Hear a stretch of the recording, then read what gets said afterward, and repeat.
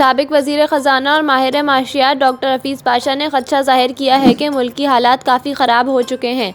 हमारे डॉलर के ज़ख़ायर सिर्फ़ 1 महीने की दरामदात के लिए काफ़ी हैं। अगर बाहर से नया पैसा नहीं आना शुरू हुआ तो हम दिवालिया होने की तरफ जा सकते हैं। डॉक्टर हफीज़ पाशा ने कहा कि IMF की नवी रिव्यू के आगाज़ में मिफ्ता इस्माइल ने लेटर ऑफ इंटेंट में जो इस्लाहात पेश की वो पाकिस्तान के मफाद में हैं।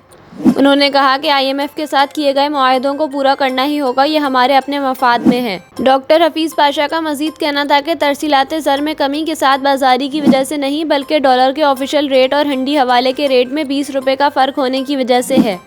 उन्होंने कहा कि IMF की नवी रिव्यू में तकरीबन 2 महीने की ताख़ीर हो गई। इस प्रोग्राम की अहमियत गुज़िश्ता 22 प्रोग्राम्स में से सबसे ज़्यादा है क्योंकि माशी हालात हद से ज़्यादा ख़राब हैं।